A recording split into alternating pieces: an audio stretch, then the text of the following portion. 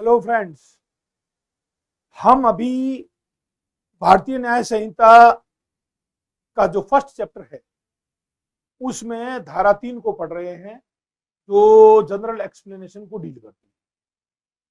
दोस्तों, ये एक दो प्रावधान जो है ना, इनको मैं डिस्कस कर देता हूं, उसके बाद आपको बताता हूं कि ये इतना अहमियत वाला चैप्टर है ये कि इसको आप जितना गौर से पढ़ोगे, सुनोगे, समझोगे, जानोगे, तो आपका पैनल लॉ को पढ़ने का जो कॉन्सेप्ट है वो इतना अच्छे से क्लियर हो जाएगा कि आपको 0.1% भी कभी भी जिंदगी में दिक्कत नहीं आएगी कि कोर्ट जो है ना क्रिमिनल लायबिलिटी को कैसे इंपोज करता है। ठीक है, तो हमारा आज का जो एस्पेक्ट है वो धारा 3 की उपधारा 2 है। दोस्तों, ये देखो, ये थी धारा 7 इसमें IPC, this was section 7 in earlier IPC. धारा 7 थी, तो आज भारतीय न्याय संहिता में धारा 3 की उपधारा 2 है। क्या लिखता है मालूम है? प्रत्येक पद जिसे इस संहिता के किसी भाग में स्पष्ट किया गया है, इस संहिता के प्रत्येक भाग में उस स्पष्टीकरण के अनुरूप ही प्रयोग किया गया है। इसका मतलब this is the rule of interpretation. It has been made clear by the legislature itself. A particular expression which has been explained in the code itself, तो उसको जहां जहां पर उसको इस्तेमाल किया गया है कॉन्टेक्स्ट वाइज उसी अर्थ में इस्तेमाल किया गया है जो अर्थ इसको प्रदान कर दिया गया। तो ये क्या लिखता है देखो, in English, every expression which is explained in any part of this Samhita is used in every part of this Samhita in conformity with the.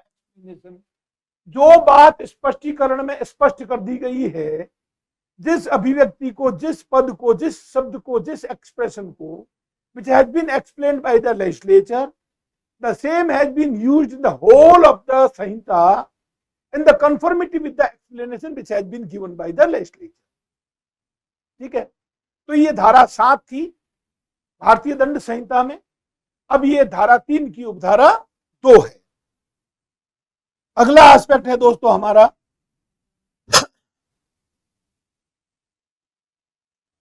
अब देखो, ये लिखता है कि when property is in the possession of a person's spouse, clerk और servant on account of that person, it is in that person's possession within the meaning of this संहिता। देखो, 3 लोगों के नाम बताए। स्पाउस किसे कहते हैं? पति या पत्नी। दूसरा है क्लर्क, तीसरा है नौकर। तो अगर किसी भी व्यक्ति की पत्नी के पास में अगर कोई प्रॉपर्टी है, she is in possession to the property on account of her husband. Again the property is in possession of the clerk on account of the मालिक। और नौकर, तो नौकर के कब्जे में भी जो प्रॉपर्टी है वो अपने मालिक के कारण ही उसके कब्जे में है। अब इसमें कोई फर्क नहीं पड़ता कि वो नौकर या क्लर्क जो है ना वो टेम्पररी भी हो सकते हैं। और इसकी जब व्याख्या करते हैं तो ये बताया जाता है कि अगर किसी व्यक्ति की परमानेंट कोई रखेल है, that is called permanent mistress. Again, for the sake of this section, she is falling within the meaning and ambit of that is a wife. That is wife. ये पत्नी की तारीफ में आता है। तो the thing which has been explained by the legislature categorically clear, therefore it is not open to any person to constitute any other meaning. Got it? Now we are proceeding with the next provision. अब इसको हिंदी में पढ़ के बता देता हूं। जब कोई संपत्ति किसी व्यक्ति के कारण उस व्यक्ति की पति या पत्नी, लिपिक या सेवक के कब्जे में है, तब इस संहिता के अर्थ के अंतर्गत उस व्यक्ति के कब्जे में मानी जाएगी। अब आप सोचो कि एक महिला है जिसके पास में गैर लाइसेंस शुदा पिस्टल है, या फिर उसके पास में दारू की बोतल्स के कार्टन है, तो it can not be said that it belongs to the husband of that woman, क्योंकि हर प्रयोजन के लिए इसका बेजा इस्तेमाल नहीं किया जा सकता। पहले भारतीय दंड संहिता में केवल जो है ना पति के आधार पर पत्नी के पास में उसके कब्जे में होने वाली संपत्ति को पति की संपत्ति माना जाता था। क्लर्क के कब्जे में थी तो भी उसके मालिक के, नौकर के कब्जे में होने पर भी उसके मालिक के कब्जे में मानी जाती थी। अब जो है ना शब्द इस्तेमाल किया है spouse, spouse that denotes husband और वाइफ एज द केस में भी, वो पत्नी भी हो सकती है और पति भी हो सकता है। नेक्स्ट, अब देखो एक्सप्लेनेशन एक्सप्लेन कर रहा है, a person employed temporarily or on a particular occasion in the capacity of a clerk or servant is a clerk or servant within the meaning of this subsection। मैंने आपको पहले से स्पष्ट कर दिया कि अगर किसी व्यक्ति का कोई क्लर्क है या कोई नौकर है और अस्थायी रूप से है तो भी वो इस धारा के प्रयोजन के लिए उसका नौकर या क्लर्क ही माना जाएगा। इसी तरह अगर किसी व्यक्ति की एक परमानेंट रखेल होती है, वो रखेल भी जो है ना पत्नी की तारीफ में आती है। Therefore, property in the possession of the mistress or a clerk or a servant, as the case may be, the same will be regarded to the possession of that person to whom this property belongs to. Okay. Now, next.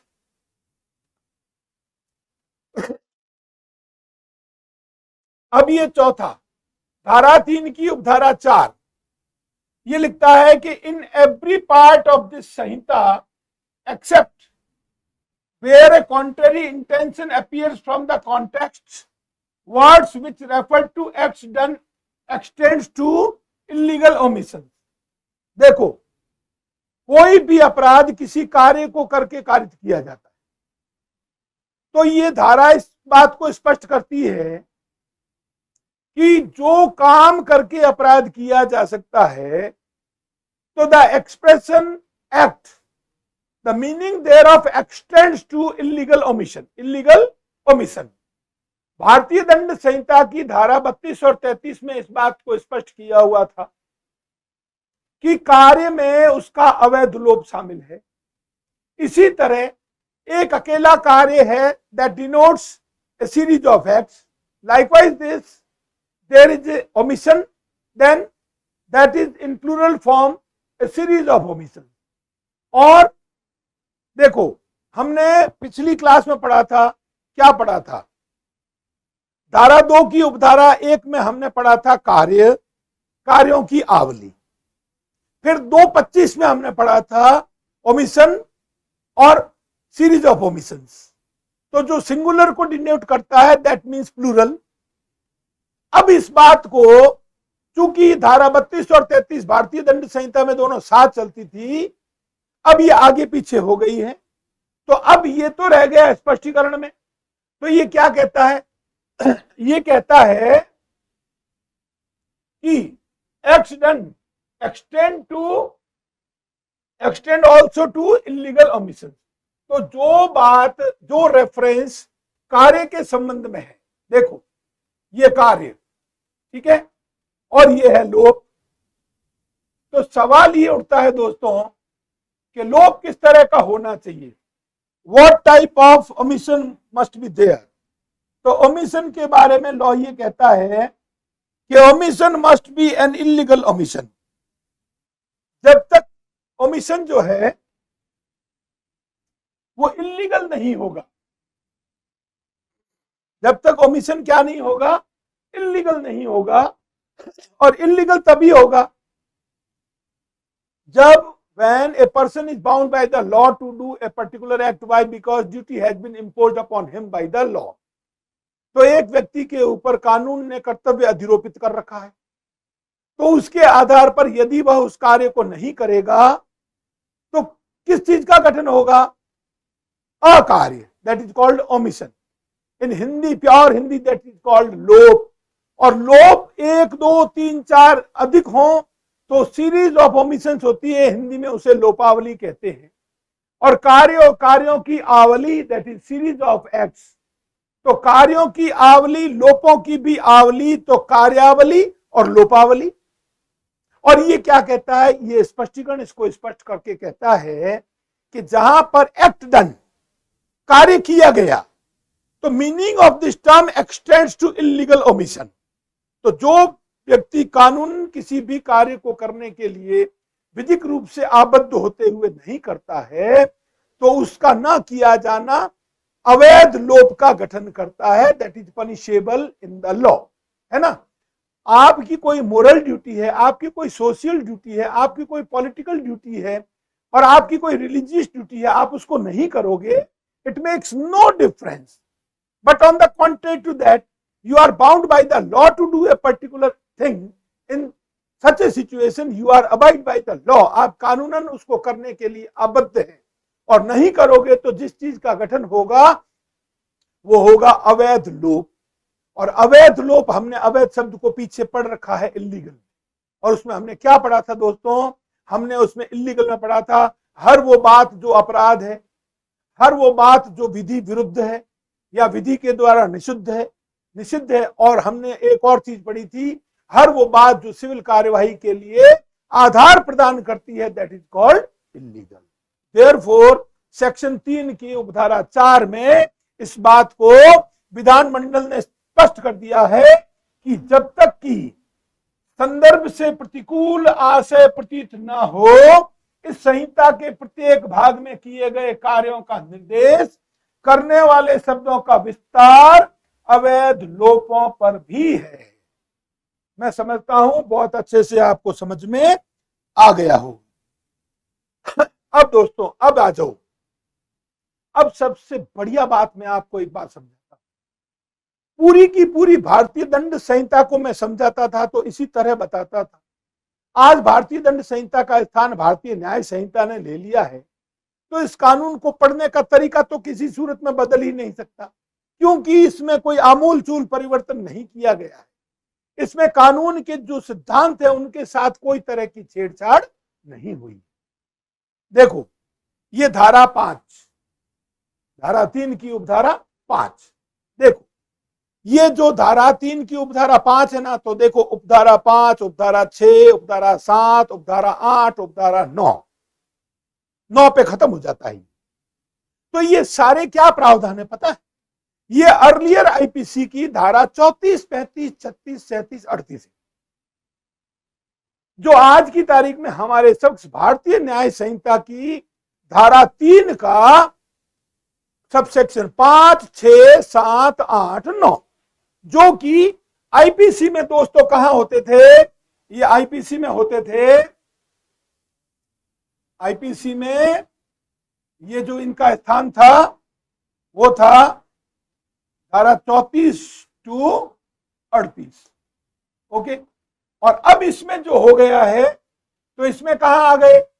BNS में। ये देखो, ये BNS, अब BNS में धारा 3 की उपधारा 5, 6, ये 7, ये 8 और ये 9, ये स्थान ले लिया है। अब इनको हम एट लेंथ इन डिटेल पढ़ेंगे। These are the principles of joint liability. तो when joint offenders are there, तो एक अपराध जो है ना एक अकेला व्यक्ति करे और एक आपराधिक कार्य को कई लोग मिलकर के करें, तो सवाल यह है कि it becomes very difficult for the court to arrive at the conclusion how to attribute, how to fix the criminal liability of a particular person. क्यों? क्योंकि अपराध जो है वो किया गया है कई व्यक्तियों के द्वारा। तो ऐसी परिस्थिति में हमें क्या करना चाहिए, इसको कैसे समझना चाहिए? तो ये धारा 3 की उपधारा 5 है ना दोस्तों, इसका शीर्षक है कॉमन इंटेंशन। क्या है? Common intention. कॉमन इंटेंशन पहले धारा 34 में था, और हम धारा 34 के साथ आईपीसी में धारा 149 पढ़ते थे, 149, वो डील करती है कॉमन ऑब्जेक्ट। तो एक चीज है कॉमन इंटेंशन और दूसरी चीज है कॉमन ऑब्जेक्ट। तो कॉमन ऑब्जेक्ट की बातें तो बाद में आएंगी, पर हम जब इसका रेफरेंस आएगा तो I would like to make it clear to you people so that there should be no any sort of confusion in the mind of you people for the purpose of understanding the concept of the joint criminal liability. अब देखो ये जो धारा 34, 35, 36, 37, 38 का जो स्थान लेने वाले ये नए प्रावधान बीएनएस के जो है ना दोस्तों, ये कहां, धारा 3 की उपधारा 5, उपधारा 6, उपधारा 7, उपधारा 8, उपधारा 9। इनमें जो संयुक्त दायित्व का जो सिद्धांत है इसको कितने शब्दों से देखो, इसको नंबर 1 पर कहते हैं ग्रुप लायबिलिटी, दूसरे नंबर पर इसको कहते हैं ज्वाइंट लायबिलिटी, तीसरे नंबर पर इसको कहते हैं कॉन्स्ट्रक्टिव लायबिलिटी, चौथे नंबर पर इसको कहते हैं वाइकेरियस लायबिलिटी। कानून में आपराधिक दंड विधि में सीधा सीधा एक ही काम है, लॉ ये कहता है कि जो करेगा जो भरेगा, जिसने अपराध किया है वो दंड का भागी होगा, जिसने अपराध किया है वो दायित्व के अधीन होगा। ए अपराध करेगा उसकी जगह बी को दंड नहीं मिल सकता कोई सूरत में। ये मामला तभी होते हैं जब इंडिविजुअल लायबिलिटी का मामला होता है। एक अकेला सिंगल व्यक्ति, when offence is committed by an individual, then it is very easy for the court to arrive at the conclusion and it is very easy for the prosecution to prove the guilt of the accused beyond all the shadows of reasonable doubt. देखो, this is the cardinal and fundamental principle of the criminal jurisprudence. It is obligatory on the part of the prosecution to prove the guilt of the accused beyond all the shadows of reasonable doubt. मान लिया, ये केवल और केवल एकल व्यक्ति के खिलाफ ही लागू होता है। बाकी अगर एक से अधिक व्यक्ति होते हैं और उन्होंने जॉइंटली कोई ऑफेंस किया है तो उसमें ना तो कोर्ट देखने जाता है ना पुलिस देखने जाती है, और उस समय स्थिति और ज्यादा खराब हो जाती है जब जैसे 4 लोगों ने मिलकर कोई अपराध किया, 4 लोगों ने एक व्यक्ति का मर्डर कर दिया और चारों के पास में तलवारें हैं, तो ये बड़ा मुश्किल हो जाता है कि किसने तलवार का फैटल वार किया था जिससे मौत हो गई है। तो इन सारी बातों से छुटकारा पाने के लिए इन कानून के प्रावधानों को समाविष्ट किया गया for the purpose of ascertainment of the joint liability, है ना। अब देखो vicariously who can be held liable vicariously, vicarious liability this is the concept of the law of torts, है ना। ये अपकृत्य विधि का सिद्धांत है ये, परंतु दंड विधि में ऐसी परिस्थितियों में इसको इस्तेमाल करना पड़ता है। अब देखो मैं आपको सबसे पहले एक चीज देखो, इसमें हम वापस पीछे आएंगे, मैं आपको एक चीज समझाता हूं जो समझ में। देखो पहले जॉइंट लायबिलिटी के जो प्रिंसिपल थे,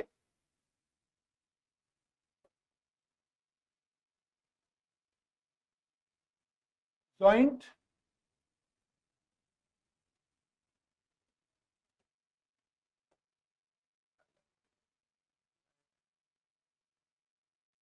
लायबिलिटी, ये जॉइंट लायबिलिटी के पहले जो सिद्धांत थे भारतीय दंड संहिता में, आईपीसी में, तो ये आईपीसी में जितने भी सिद्धांत थे उसमें से सबसे पहला था धारा 34 to 38,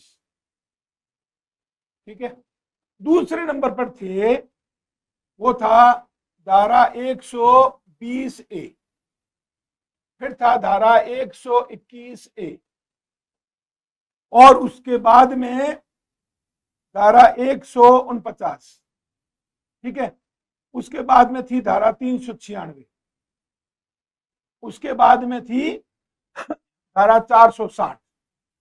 ये पूरी भारतीय दंड संहिता के संयुक्त दायित्व के सिद्धांत थे। जो लोग जॉइंटली अपराध करते थे तो उनको किस छड़ी से किस लाठी से हाँकना, उनके ऊपर आपराधिक दायित्व किस तरह अभिनिश्चित करना, तो उसके लिए ये सुसंगत धाराएं थी। ये 34 से 38 आईपीसी, फिर 120A जो कि क्रिमिनल कॉन्स्पिरेसी था, फिर 121A भारत सरकार के खिलाफ युद्ध करने का षड्यंत्र था, फिर 149 अवैध सभा के किसी सदस्य के द्वारा अवैध सभा के सामान्य उद्देश्य को अग्रसर करने में अपराध करने की बात थी। धारा 396 में जब डकैती कॉन्जॉइंटली 5 और 5 से अधिक व्यक्तियों के द्वारा की जाती थी और उनमें से कोई भी एक व्यक्ति अगर किसी की हत्या कर देता था तो सारे के सारे लोग मृत्युदंड या आजीवन कारावास या 10 वर्ष का कारावास जो भी उसमें उपबंधित था सबको समान रूप से लागू पड़ता था, भले ही मर्डर किसी एक नहीं किया होता था। इसी तरह धारा 460 थी। तो 460 में क्या था दोस्तों, 460 में था कि lurking house trespass by night, है ना। तो रात्रि प्रच्छन्न ग्रह अतिचार, और दूसरा था रात्रि ग्रह भेदन, that is house breaking by night. ठीक है, और वो जो है उसमें जितने भी लोग संपर्क होते थे, और उनमें से यदि कोई भी व्यक्ति अगर हत्या कर देता था और या फिर जो है ना घोरपति कारित कर देता था, तो सारे के सारे ऐसी कारित की गई हत्या और कारित किए गए घोरपति के लिए जिम्मेदार होते थे समान रूप से, ये सारे थे। अब इनका स्थान भारतीय न्याय संहिता में कहां आ गया? तो अब आओ देखो, अब आ जाओ बीएनएस पर। बीएनएस पे आओगे ना, तो देखो बीएनएस में अब ये जो सारी धाराएं जस की तस, इनके नंबर सीक्वेंस बदले हैं। कैसे बदले? तो देखो, जो धारा 34 से 38 थी वो धारा 3 की उपधारा 5 से लगाकर 9 तक हो गए, उपधारा 9 तक। ठीक है, उसके बाद में जो 120A थी वो हो गई है सेक्शन 61 का 1। ठीक है, ये बीएनएस में। फिर जो 121A थी वो धारा हो गई है 148। ठीक है दोस्तों, और उसके बाद में जो 149 थी वो बीएनएस में हो गई है धारा 190। ओके, और उसके बाद में जो धारा 396 आईपीसी थी वो हो गई है 310 की उपधारा 3, और जो 460 थी वो हो गई है धारा 331 की उपधारा 8। ये सारे आप चेक कर लेना, ये हो गया है। अब इसको करने के बाद में now we are going to have a detailed discussion about the provision. ठीक है, तो धारा 34 की जगह जो धारा 3(5) हो गई है, अर्थात भारतीय न्याय संहिता की धारा 3 की उपधारा 5 में जो सिद्धांत वर्णित है वो कॉमन इंटेंशन है। तो ये मैंने आपको बता दिया, ये सारे उन्होंने स्थान ले लिए, और मैंने बता दिया कि ये क्या नाम से पहचाने जाते हैं। इनको जॉइंट लायबिलिटी कहते हैं, इनको ग्रुप लायबिलिटी कहते हैं, इनको वाइकेरियस लायबिलिटी का सिद्धांत कहते हैं, इनको कॉन्स्ट्रक्टिव लायबिलिटी का सिद्धांत भी कहते हैं। क्यों? कि इसमें ये निश्चित करना बड़ा मुश्किल होता है कि किस व्यक्ति ने उस आपराधिक कार्य को करने में क्या रोल प्ले किया। So it is next to impossible for the court to arrive at the conclusion. Therefore, these principles had been contained in the IPC, और वो सारे के सारे भारतीय न्याय संहिता में जस के तस हैं। ठीक है, तो हम आप पढ़ते हैं धारा 3 के उपधारा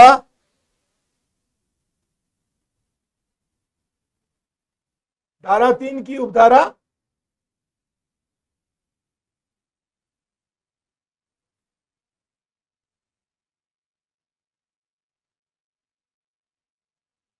यह है, देखो।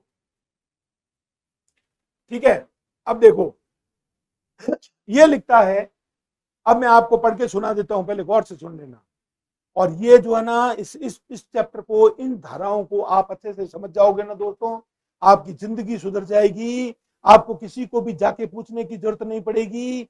आप जुडिशियल ऑफिसर की हैसियत से काम करोगे तो भी आपको कोई दिक्कत आने वाली नहीं है कि एक से अधिक अपराधी जब होते हैं तो उनका आपराधिक दायित्व कैसे सुनिश्चित किया जाता है। तो धारा 34 जो थी भारतीय दंड संहिता की, वो धारा 3 की उपधारा 5 है। इसका शीर्षक है कॉमन इंटेंशन, जिसको हिंदी में कहते हैं सामान्य आशय। इसका मूल पाठ मैं आपको पढ़ के सुनाता हूं दोस्तों। मूल पाठ क्या कहता है? जब कोई आपराधिक कार्य कई व्यक्तियों के द्वारा सबके सामान्य आशय को अग्रसर करने में किया जाता है, तो उनमें से प्रत्येक व्यक्ति उस कार्य के लिए इस प्रकार दायित्व के अधीन होगा मानो उसने अकेले ने किया, मानो उसने अकेले ने किया। तो देखो, इन्होंने ऑफेंस नहीं लिखा, क्या लिखा है? Criminal act. इसलिए मैं आपको पहले से ही बता देता हूं कि आपको इन सिद्धांतों को पढ़ने के लिए बीएनएस की धारा 2 उसकी उपधारा 1 जो कहती है एक्ट और सीरीज ऑफ एक्ट्स, फिर 2 की उपधारा 25 कहती है ओमिशन और सीरीज ऑफ ओमिशन। तो देखो, एक अपराध जो है ना एक कार्य से कारित किया जा सकता है और एक अपराध कई कार्यों से मिलकर कारित किया जा सकता है। तो इसलिए we are to study the concept of act and series of acts, likewise this omission and series of omission. ठीक है, अब देखो इंग्लिश में क्या लिखता है? When a criminal act is done by several persons, देखो criminal act not a criminal offense, क्या लिखा है विधानमंडल ने, कितना होशियारी से इसको लिखा है कि जब कोई आपराधिक कार्य कई व्यक्तियों के द्वारा, तो लिखता है when a criminal act is done by several persons in furtherance of common intention of all, तो each of such person for that act shall be held liable as if in the same manner as if it were done by him alone। तो कानून कहता है कि जब कोई आपराधिक कार्य कई व्यक्तियों के द्वारा सबके सामान्य आशय को अग्रसर करने में किया जाता है, तो उनमें से प्रत्येक व्यक्ति उस किए गए कार्य के लिए इस प्रकार दायित्व के अधीन होगा मानो उसने अकेले ने किया। और अकेले ने किया इसका मतलब क्या हो गया कि this is your joint liability as well as your individual liability. आपने सबने मिलकर किया है, हम ऐसा मानेंगे तुमने अकेले ने किया है, तो इसका मतलब क्या हो गया, सबका उसमें समान दायित्व होगा। और इसमें जो देखने वाली बातें हैं क्या है मालूम है, इसमें देखने वाली बातें हैं, पहला pre meeting of mind, that is called pre plan, that is called pre concert, pre meeting of mind, है ना। तो पहले से ही दिमागों का मिलन हो गया। उसके बाद में प्री मीटिंग ऑफ माइंड के बाद में presence at the place of occurrence, घटना स्थल पर सबकी मौजूदगी बराबर होनी चाहिए। उसके बाद तीसरी चीज है active participation in doing of an act, उसमें आपका रोल कुछ भी हो सकता है, ठीक है। इसको मैं आपको एक उदाहरण के द्वारा समझाऊं, आपको समझ में आ जाएगा कि 4 व्यक्ति हैं A B C D E, तो ए बी सी डी 4, उन चारों की अदावत है ई के साथ। अब चारों क्या करते हैं मालूम है, उन चारों को खबर लगी कि ई अकेला है घर पर, और ई के मम्मी पापा दोनों ही सर्विस क्लास है, एक तो माँ तो स्कूल में प्रिंसिपल है और पिता बैंक में नौकरी करते हैं, वो दोनों ही नौकरी पर गए हुए हैं। Now E is all alone at home, अकेला है वहां। तो ये चारों ने ही प्लान कर लिया पहले से ही कि आज उसको जिंदा नहीं छोड़ेंगे, आज उसको मार डालेंगे, ठीक है। अब आप देखो कि ये चारों ए बी सी डी चारों एक कार में गए, कार को उस ई के घर से 100 मीटर की दूरी पर खड़ा कर दिया और उसका इग्निशन चालू रखा, उसका इंजन चालू रखा और डी उसमें बैठा रहा। डी बैठा रहा तो अब निकले कितने, ए बी सी 3 गए, उसमें से सी जो है वो ई के घर के दरवाजे के ऊपर खड़ा हो गया। तो उसने क्या कहा कि भाई कोई तरह का खतरा होगा तो मैं विसल बजा दूंगा, मैं सीटी बजा दूंगा, मैं तुम्हें आगाह कर दूंगा, मैं तुम्हें सतर्क कर दूंगा। अब अंदर कौन गए, ए और बी अंदर गए, तो ई जो है ना टेबल कुर्सी पे बैठे पढ़ाई कर रहा था। तो अब क्या किया कि जैसे ही वो ए और बी अंदर गए तो थोड़ी बात कोई तू मैं हुई, उसके बाद में फट से जो है ना बी ने जाकर के काबू कर लिया किसको, ई को, उसको ओवर पावर कर लिया, उसको काबू कर लिया। काबू करने के बाद में ए ने जो है वो 2-3 बार उसको स्टैबिंग कर दिया, चाकू घुसेड़ दिया ई के पेट में। अब ई की जो है ना वहां पर हाथों हाथ उसी समय instantly then and there he died, ठीक है। अब ए बी सी डी चारों के खिलाफ मुकदमा दर्ज होता है। तो मुकदमा दर्ज हुआ था भारतीय दंड संहिता की धारा 302 सपठित धारा 34, जो आज की तारीख में भारतीय न्याय संहिता की धारा है 3 की उपधारा 5, और इसका टाइटल है कॉमन इंटेंशन, ठीक है। अब इन चारों का ही अभियोजन होगा, तो इनके ऊपर चार्ज क्या लगा, चार्ज लगा धारा 302 रीड विद सेक्शन 34 आईपीसी। अब इन चारों की जब ट्रायल होती है तो अपनी जब डिफेंस की बारी आती है, तो इसमें कार वाला अगर ये कहता है कि मैं तो कार में ही बैठा था, मैं तो घर से जो है ना 100-150 मीटर दूरी पर था, मैंने तो कुछ नहीं किया। और इसी तरह सी कहता है कि I was standing outside the house, मैं तो घर के बाहर खड़ा था, मैंने तो कुछ भी नहीं किया, मैं तो बाहर खड़ा था सिर्फ। और बी भी क्या कहता है कि मैंने तो सिर्फ उसको पकड़ा था चाकू, तो ए नहीं मारा है ना। This is satisfaction of section 3 subsection 5। Why? Because that was a criminal act, the same was done by the several persons like A, B, C, D, and it was done by those people in furtherance of common intention of all। तो सबके सामान्य आशय को अग्रसर करने में वो ई की हत्या की गई है, इसलिए धारा 34 लगा दी गई।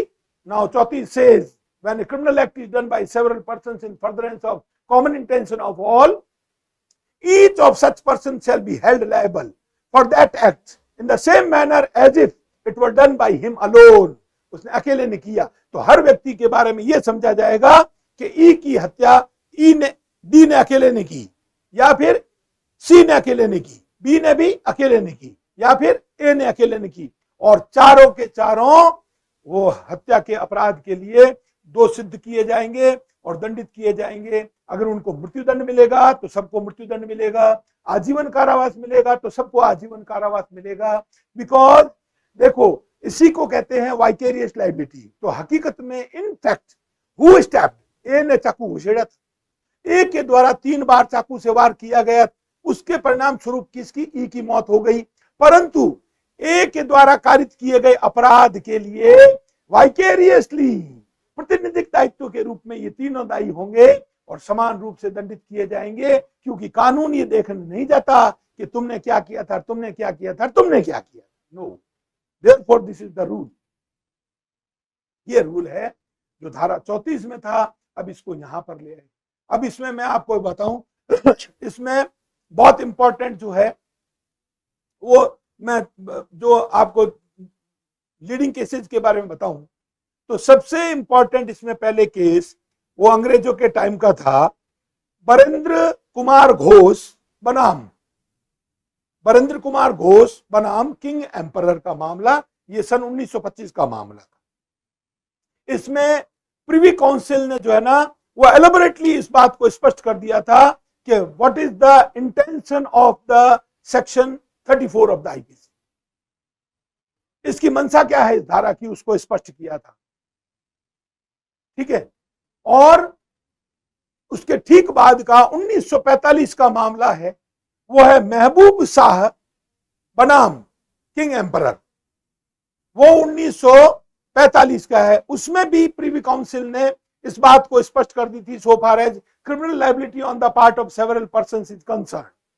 और इन दोनों ही निर्णयों पर भरोसा करते हुए, विश्वास करते हुए, इनको फॉलो करते हुए सन 1955 में ऑनरेबल सुप्रीम कोर्ट ने Pandurang versus state of Hyderabad के मामले में स्पष्ट किया कि it is obligatory on the part of the prosecution कि वो अगर 2 और 2 से अधिक व्यक्तियों का किसी भी आपराधिक कार्य में पार्टिसिपेशन प्रूव हो जाता है तो it is obligatory on the part of the prosecution to prove the common intention first.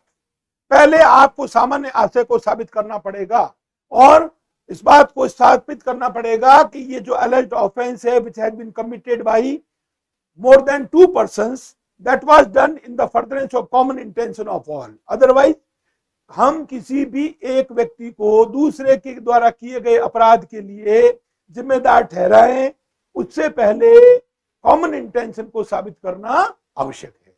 तो ये 3 जो है ना लैंडमार्क जजमेंट है, मैंने आपको बता दिया। और तीनों के देखो इतना लंबा चौड़ा ये बीएनएस का मामला है कि हर चीज को हम बोर्ड पे लिख नहीं सकते, we are to memorise all that. मैं अब बोल रहा हूं, आप अपने रजिस्टर में कॉपी पेन उठाओ और उसमें लिख के सारी याद करो बातें।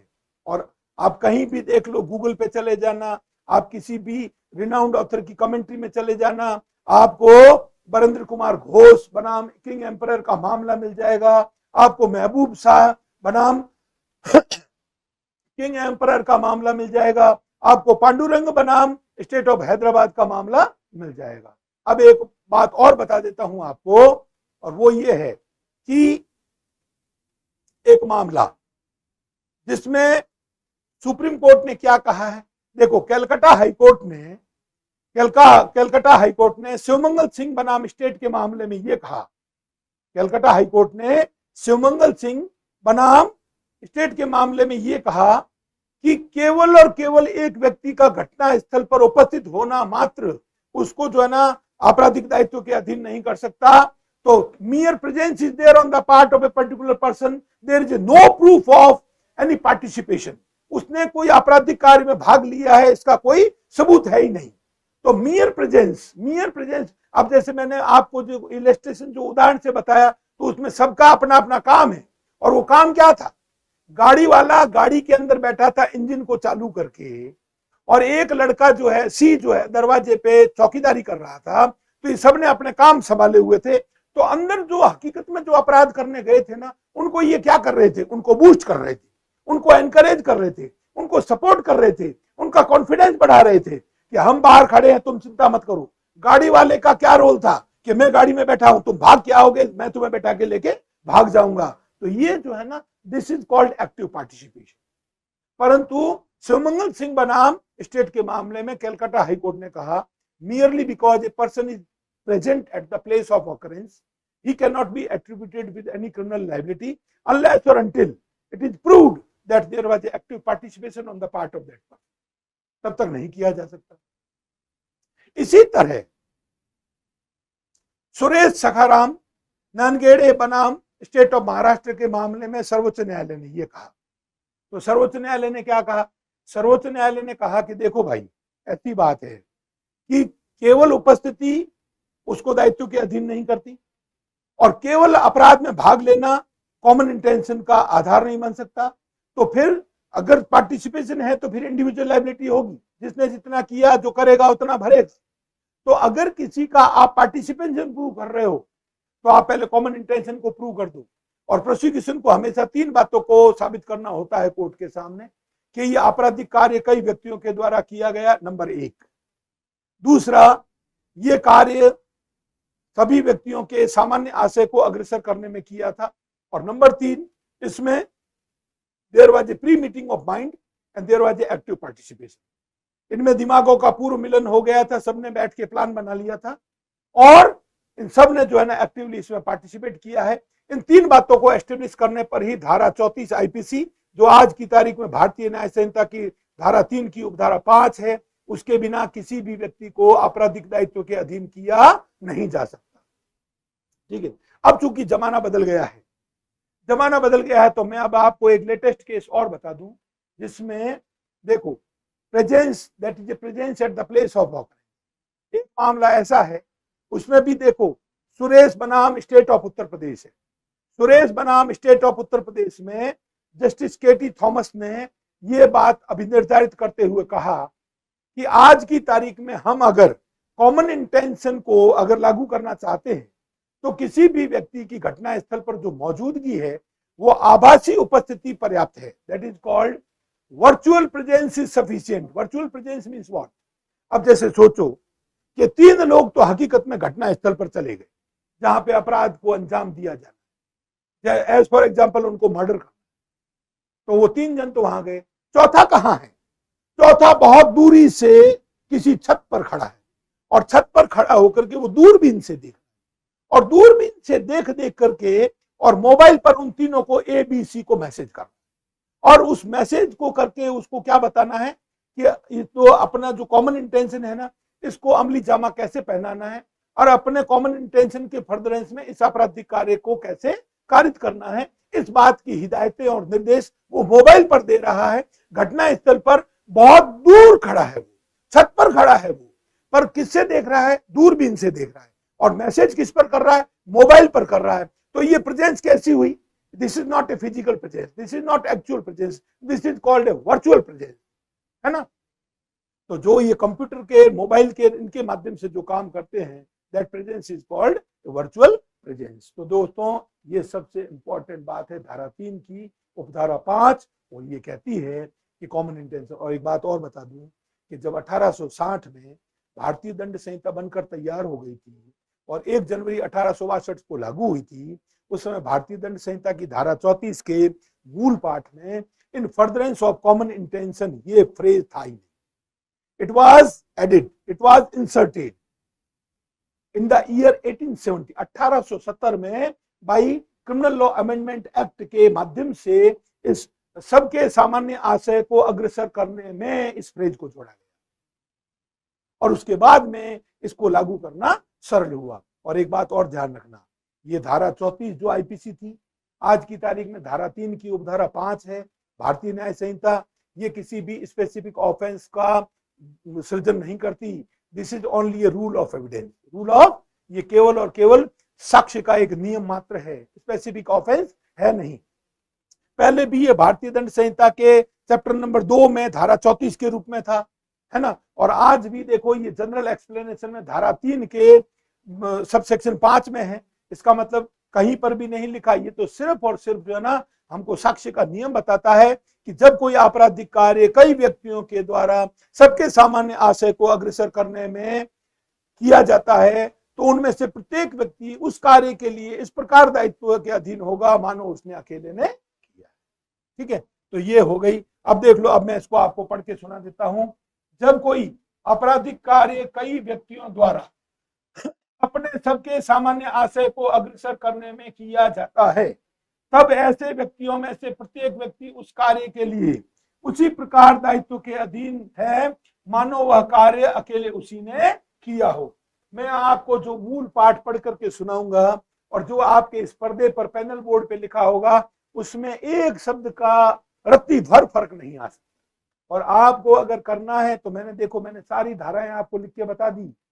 जो भारतीय दंड संहिता की धारा 34 से 38 थी, 34 से 38 थी, और ये सारे के सारे जो है ना क्रिमिनल लायबिलिटी के सिद्धांत है। और मैंने कितनी बार बता दिया आपको, in other words it is called a group liability, it is called joint liability, it is called vicarious liability और it is called constructive liability. तो अन्वयिक दायित्व का सिद्धांत है ये, रचनात्मक आपराधिक दायित्व का सिद्धांत है ये, प्रतिनिधिक दायित्व का सिद्धांत है ये, और ये संयुक्त दायित्व का सिद्धांत है, और सबको मिलाकर ये एकल दायित्व का सिद्धांत है। किया सबने मिलकर है, परंतु उस अपराध के लिए ये इस प्रकार दायित्व के अधीन होंगे मानो उसने अकेले ने अपराध किया। Got it? अब आ जाओ, अब इसके सारी रेलेवेंट सेक्शंस में आपको बता देता हूं दोस्तों। देखो, ये उपधारा 6 आ गई।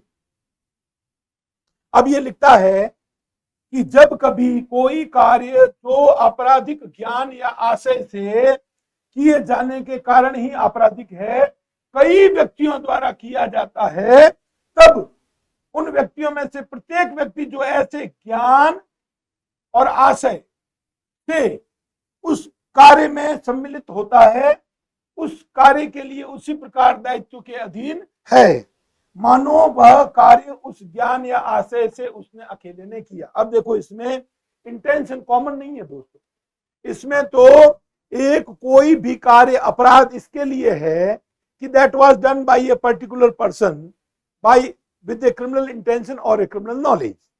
तो वो कोई आपराधिक कार्य को कर रहा है और उसके साथ और कोई जुड़ गया उसी तरह के क्रिमिनल इंटेंशन और क्रिमिनल नॉलेज के साथ में, और उन दोनों के कार्यों का परिणाम रहा अगर किसी की मौत, तो वो दोनों ही अकेले अकेले उसके लिए जिम्मेदार माने जाएंगे without application of section 34 that is a 35।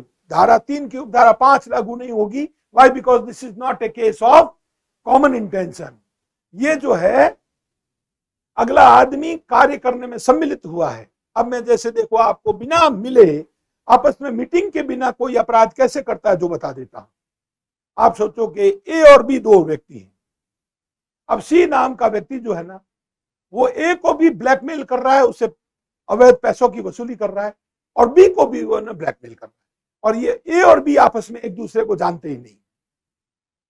ठीक है, और वो क्या कर रहा है, सी उन दोनों को ब्लैकमेल कर रहा है, और ब्लैकमेल करके और अवैध रूप से उनसे पैसों की उगाही कर रहा है, अर्थात एक्सटॉर्शन कर रहा है, वो उद्दापन पैसे उद्दापित कर रहा है उसे।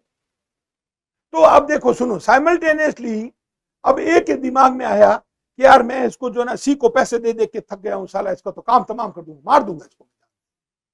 ये साइमल्टेनियसली थॉट बी को भी आता है कि मैं इसको मार दूंगा, मैं इससे परेशान हो गया हूं। और जबकि ए और बी आपस में कभी मिले नहीं, और ए और बी को आपस में एक दूसरे का केस भी पता नहीं है, पर ये संयोग की बात है। तो ए क्या करता है, बाजार से एक पिस्टल खरीदता है, और उसको पता है कि सी रोजाना खाना खाने के बाद में अपने बंगले से निकलता है और नाइट में वॉकिंग के लिए जाता है। ये पता बी को भी है कि सी जाता है। तो देखो, इन दोनों ने जो है ना बाजार से पिस्टल खरीद ली, और पिस्टल खरीदने के बाद में एक जो है ना गली के एक छोर पर खड़ा हो गया और दूसरा दूसरे छोर पर खड़ा हो गया। ए और बी की तो मुलाकात हुई नहीं है, और सी का देखो निकलना। अब ए ने सोचा था कि ये जब मॉर्निंग वॉक करने के नाइट में इवनिंग वॉक के लिए जाएगा, मैं इसको गोली मार दूंगा। यही थॉट था बी के दिमाग में कि सी इधर से निकलेगा, मैं गोली मार दूंगा। और दोनों गली के एक इस छोर पे था, दूसरा दूसरे छोर पर था। और हुआ क्या कि हकीकत में सी जो है ना खाना वाना खा के और वॉकिंग के लिए निकला और दोनों ने जो है ना बिल्कुल समय पर गोलियां चला दी। तो देखो, ए ने जो गोली चलाई वो एक आपराधिक आशय और ज्ञान के साथ कार्य किया गया था। ऐसा का ऐसा क्रिमिनल इंटेंशन किसका था? बी का भी। तो देखो, उन दोनों की गोलियां चलाने से किसकी मौत हो गई? सी की। तो now there is a case. तो इन दोनों की without application of the principle of common intention, ये क्या लिखता है? ये धारा लिखती है कि कोई भी कार्य इसलिए आपराधिक है कि वो आपराधिक आशय और ज्ञान के साथ किया गया। तो जो कोई दूसरा व्यक्ति ऐसे किसी आपराधिक आशय और ज्ञान के साथ उस कार्य को करने में क्या हुआ है? सम्मिलित। क्या हुआ है? सम्मिलित हुआ है। तो बोथ आर इक्वली लायबल। तो देखो, इसके बारे में भी लास्ट में लाइन क्या लिखती है कि वो इस प्रकार बढ़ता जाएगा मानो उसने अकेले ने वो अपराध किया। आ रहा है समझ में? तो ये है बातें दोस्तों। अब आ जाओ, अब ये 7 वर्ग। 7वें ये क्या? देखो, हम जो मैं कितनी बार 20 बार आपको बता चुका हूं कि हर कार्य में उसका लोभ शामिल है। हर कार्य में उसका लोभ शामिल है। और लोभ तब शामिल होगा जब लोभ अवैध होगा। और अभी हमने स्पष्टीकरण में पढ़ा था कि द एक्ट डन, ये शब्द जो है ना, एक्ट डन, कार्य जो किया गया, इसमें इलीगल ओमिशन भी शामिल है, अवैध लोभ शामिल है। तो देखो, ये जो है ना, ये अगला धारा 3 की उपधारा 7 ये इसी बात को स्पष्ट करती है कि one offense can be committed by a person partly by doing of an act और partly by illegal omission. Partly by illegal omission. तो एक अपराध को अंजाम दिया जा सकता है खुला कार्य करके, वो कार्य जो विधि के द्वारा निषिद्ध है, और उस कार्य को न करके जिसको करना आपके लिए आदेशित है। You are commanded by the law to do a particular act. You are not doing the same. This is called non-doing of the act. That constitutes illegal omission. That constitutes illegal omission. इससे किसका गठन होता है? इससे गठन होता है अवैध लोभ का, है ना। तो एक अपराध को अंजाम दिया जा सकता है आंशिक रूप से किसी कार्य को करके और आंशिक रूप से किसी कार्य को ना करके। आंशिक रूप से उस कार्य को करो जो करना विधि के द्वारा निषिद्ध है, आंशिक रूप से उस कार्य को मत करो जो करने के लिए विधि आदेश देती है। You are commanded by the law to do a particular act in such a situation. अब इसको कैसे समझते हैं? देखो क्या लिखता है ये लिखता है कि जहां कहीं किसी कार्य द्वारा या किसी लोभ द्वारा किसी परिणाम का कारित किया जाना या उस परिणाम को कारित करने का प्रयत्न करना अपराध है, वहां यह समझा जाता है कि उस परिणाम का अंशतः कार्य द्वारा और अंशतः लोभ द्वारा कारित किया जाना वही अपराध है। अब सोचो, इसमें जो भारतीय दंड संहिता में जितनी खूबसूरती से इलस्ट्रेशंस को विधानमंडल ने जो इनकॉर्पोरेट किया था, वैसे इलस्ट्रेशन तो कोई बना ही नहीं। अभी मैं आपको एक जो है ना, एक इलस्ट्रेशन के द्वारा समझाऊं। सोचो कि एक आदमी की अपनी पत्नी है। अब वो उसकी पत्नी की खुराक जो है ना, उसने अपनी पत्नी को एक कमरे में बंद कर दिया। अब कमरे में बंद करने के बाद में क्या कर रहा है मालूम है? वो कि उसको उसकी खुराक है 6 रोटी, उसको वो 2 रोटी खाने को देता है। तो 2 रोटी खाने को देता है, इसका मतलब देखो वो पूरा खाना खाने को देता नहीं है। तो पूरा खाना खाने को उसको नहीं देता, तो पूरा खाना खाने को नहीं देने की दशा में क्या हो रहा है मालूम है? वो एकदम कृशकाय हो गई और फिर उसको मारता है। तो देखो, उसको खाना नहीं देना और उसको पीटना। तो खाना नहीं देना ये उसका लीगल ऑब्लिगेशन था कि अपनी पत्नी है, उसका भरण पोषण, उसको खाना दो, और वो उसको पीटता है, that is prohibited by law. तो उस पत्नी की क्या हो गई? मृत्यु हो गई। तो पत्नी की मृत्यु हो जाने पर वो व्यक्ति जिम्मेदार होगा मर्डर का।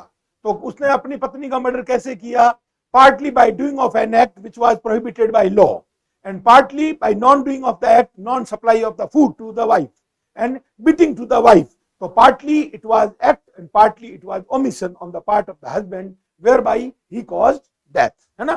तो अब जो है इसको देखो, ये कहता है कि आधा जो है ना अंशतः किया जा सकता है। कैसे?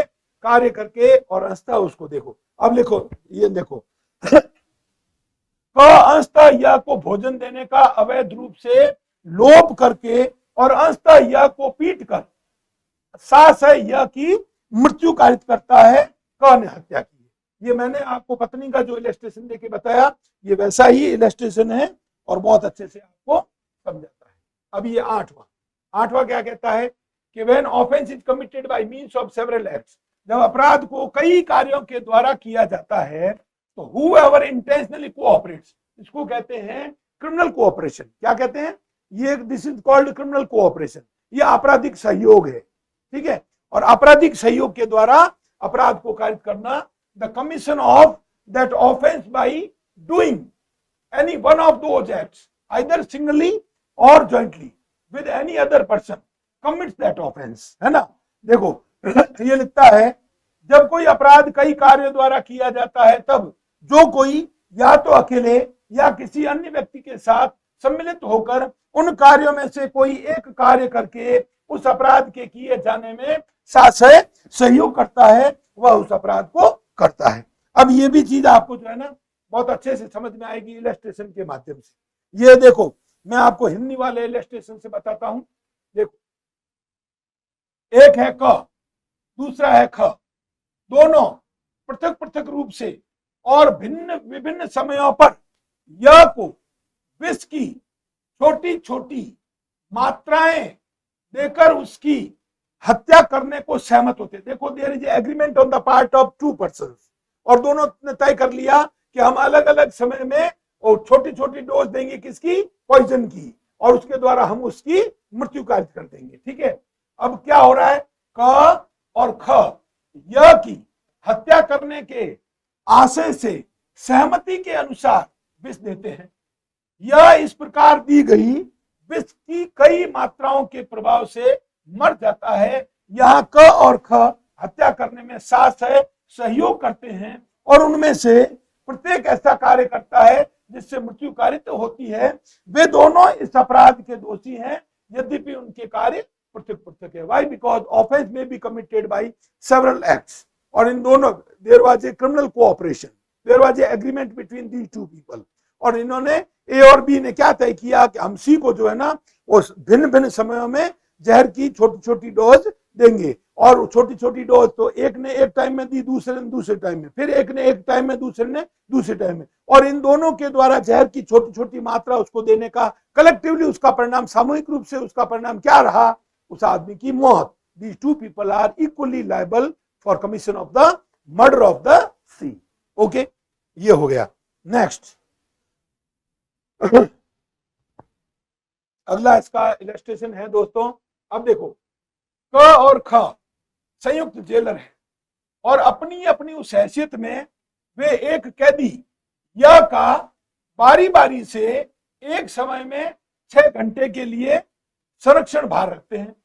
क और ख य की मृत्यु कारित करने के आशय से य को उस प्रयोजन से भोजन देने का अवैध रूप से लोभ करते हुए इस आशय से कि य की मृत्यु कारित कर दी जाए। प्रत्येक अपने हाजिरी काल के दौरान य को भोजन देने का लोभ करके वह परिणाम अवैध रूप से कारित करने में जानबूझकर सहयोग करते हैं। यह भूख से मर जाता है। क और ख दोनों उसकी हत्या के दोषी हैं। तो देखो, by non doing of the act they thought fit not to supply the proper food proper diet to the particular prisoner. एक कैदी को हम जो है ना, तू तेरे समय में तू भोजन पूरा मत देना, मेरे समय में मैं भोजन पूरा नहीं दूंगा, और उसके कारण से क्या हो जाती है? उसकी मौत हो जाती है। किससे? भूखमरी से मौत हो जाती है। अब जैसे देखो, आपस में दोनों का मिलना और सहयोग करना एक बात होती है, और दोनों का मिलन नहीं होना, तो आगे जो है ना इलस्ट्रेशन से you will be able to understand this thing. अब आप समझ जाओगे उसको। अब मैं बताता हूं। देखो, अब एक जेलर का एक कैदी यह का संरक्षण भार रखता है। क यह की मृत्यु कारित करने के आशय से यह को भोजन देने का अवैध रूप से लोभ करता है, जिसके परिणाम स्वरूप यह की शक्ति बहुत क्षीण हो जाती है, किंतु यह भूखमरी उसकी मृत्यु कारित करने के लिए पर्याप्त नहीं है। अब सुनो, अब हुआ क्या है मालूम है कि एक व्यक्ति जो जेलर है वो उसको खाना नहीं दे रहा। अब दूसरा जेलर जो आया, तो देखो इसके कारण से क्या हुआ कि jailer was not supplying the proper food to this man, तो उसके कारण से वो क्या हो गया, एकदम क्रिस्का हो गया, हालत खराब हो गई उसकी। तो he was removed from his service, उस जेलर को उस वहां से जेल से हटा दिया गया। अब उसका जो सक्सेसर इन ऑफिस उत्तरवर्ती जो आया वो भी वही काम कर रहा था, वो भी वही काम कर रहा था। तो वो भी क्या कर रहा था कि उसको जो है ना खाने की सप्लाई पूरी उस पर्टिकुलर उस कैदी को नहीं दे रहा था। तो अब हुआ क्या मालूम है कि पहले वाले कैदी ने भी खाना नहीं दिया और दूसरे वाले कैदी जेलर ने भी खाना नहीं दिया। इन दोनों के कार्यों का परिणाम हुआ कैदी की मौत हो गई। पर इसमें दोनों की लायबिलिटी अलग अलग होगी। क्यों होगी? उसका कारण है कि पहला जेलर जो था उसने जो खाने की सप्लाई नहीं देने से वो क्रस्काय हो गया था, उसके बाद उस जेलर को वहां से हटा दिया गया था। जेलर को हटा देने से फिर दूसरा जेलर आया था, इनकी आपस में पहले वाले जेलर की दूसरे जेलर की मुलाकात तो नहीं हुई, इन्होंने आपस में सहयोग नहीं किया। तो पहले वाला जो जेलर था उसके खिलाफ तो मुकदमा बनेगा अटेम्प्ट टू मर्डर का। क्यों? क्योंकि वो जो है ना वहीं तक था, वो एकदम क्रस्काय हो गया था, मतलब चलने फिरने में सब में तकलीफ में आ गया था। पर दूसरे वाले का खाना नहीं देने से हकीकत में उसकी क्या हो गई, मौत। तो दूसरा जेलर तो he will be punished for commission of the murder and पहले वाला फॉर अटेम्प्ट टू मर्डर। ठीक है ना? तो क्या लिखता है मालूम है? ये लिखता है क को पदच्युत कर दिया जाता है और ख उसका उत्तरवर्ती होता है। क से दुर्भिसंधि सहयोग के बिना यह जानते हुए कि ऐसा करने से संभाव्य है कि वह मृत्यु कारित कर दे, यह को भोजन देने का अवैध रूप से लोभ करता है, भूख के कारण मर जाता है।